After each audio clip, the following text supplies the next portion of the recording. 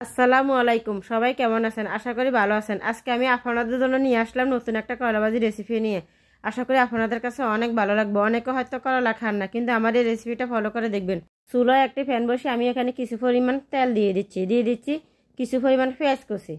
এগুলিকে আমি একটু নেড়ে দিয়ে দিচ্ছি। এখানে সামান্য পরিমাণ রসুন পেস্ট দিয়ে দিচ্ছি, সামান্য পরিমাণ আদা পেস্ট। সমস্ত উপকরণগুলিকে আমি একটু নেড়ে নিব ভালো করে। আমি এই উপকরণগুলিকে বাদামি কালার করে নিব। করলা যদিও তিতে হয়, কিন্তু মানুষের শরীরের জন্য অনেক উপকার। আমার নিজের গাছে করলা, আমার কাছে অনেক ভালো লাগে। এখানে আমি এবার কিছু পরিমাণ কাঁচামরিচ ফালি দিয়ে দিচ্ছি।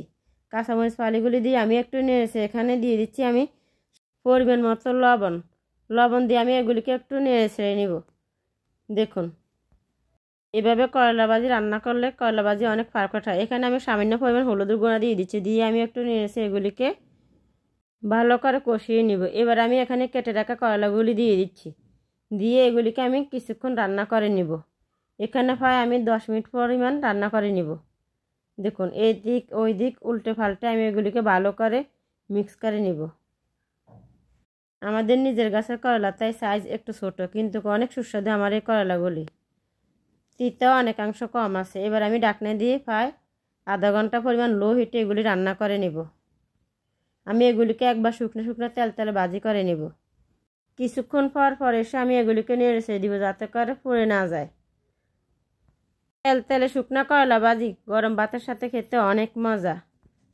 এই করলা ভাজিটা আমি একটু একটু করে কিছুক্ষণ পর এসে নেড়ে দিব। ঢাকনা দিয়ে লো হিটে একটু সময় করে এই করলা ভাজিটা তৈরি করতে হয়, তাহলে খেতে অনেক সুস্বাদু মচমচে হয় এবং তেলে হয়। করলা ভাজি যত শুকনো মচমচে তৈরি করবেন, তত আপনাদের কাছে অনেক টেস্টি লাগবে। দেখুন, আমি একটু একটু করে অনেক সময় করে আমি করলাগুলি রান্না করতেছি। এবার এখানে আমি সামান্য পরিমাণ টমেটো দিয়ে দিচ্ছি। দিয়ে আমি এগুলিকে একটু নেড়ে নিব। আপনারা যখন করলা ভাজি করবেন, তখন ঢাকনা দিয়ে লো হিটে একটু সময় করে করলা ভাজি করে নেবেন। করলাগুলি সিদ্ধতে আমি এক্সট্রা কোনো পানি এখানে ব্যবহার করিনি। ঢাকনা গেমে গেমে কিছু পানি বাইরে, ওই পানি দিয়ে করলাগুলি সিদ্ধ হয়ে যায়। এবার আমি এখানে সামান্য পরিমাণ জিরার গুঁড়ি দিয়ে দিচ্ছি, যাতে করে আলাদা একটা ফ্লেভার বাইর হয়। জিরার গুঁড়ি আলাদা একটা সেন্ট আমার কাছে অনেক ভালো লাগে। দেখুন, এগুলিকে আমি নেড়ে একটু রান্না করে নিব। মচমচে শুকনো করলা ভাজি হলে আপনাদের বাইরে আর কিছু লাগে না। আমি আবারও একটু ঢাকনা দিয়ে কিছুক্ষণ রান্না করে নিব। একবার তেলে শুকনো করে আমি এটাকে রান্না করব, যার জন্য আমি একটু সময় করে রান্না করতেছি।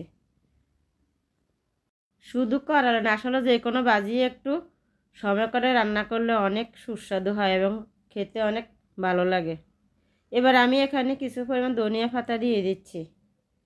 ধনিয়া পাতা না হলে শীতের সিজনে আমার কাছে কোনো কিছুই ভালো লাগে না। যে কোনো তরকারিতে আমি এখানে ধনিয়া পাতা ব্যবহার করে থাকি, শুধুমাত্র যে কোনো গোছের আইটেম ছাড়া। অনেকের কাছে ধনিয়া পাতা ফ্লেভারটা ভালো লাগে না, কিন্তু আমার কাছে অনেক ভালো লাগে। শীতের সিজনে আসলে আমি একদিনও ধনিয়া পাতা ছাড়া চলতে পারি না। আমার করলা ভাজিটা প্রায় শেষের পর্যায়ে। দেখুন, আমি একটু পর এসে এগুলিকে একটু নাড়াচাড়া দিয়ে থাকি, যাতে করে নিচে কোনো রকম না পড়ে যায়। করলা ভাজি পুড়ে গেলে আর ভালো লাগে না, তিতার থেকে আরও বেশি তিতা হয়ে যায়। এই করলাটা আপনারা একটু সময় করে তৈরি করবেন, দেখবেন আমার করলা ভাজি প্রায় শেষে পর্যায়ে। এবার আমি চলে যাব পরিবেশনের জন্য। আমার রান্না শেষ, চুলা থেকে নামিয়ে নিলাম। দেখুন, আমি পরিবেশনে চলে গেলাম। কত সুন্দর হয়েছে আমার করলা ভাজিটা, একবার তুলে নরম ঝরঝরে আমার করলা ভাজিটা হয়েছে। ভালো থাকেন সবাই।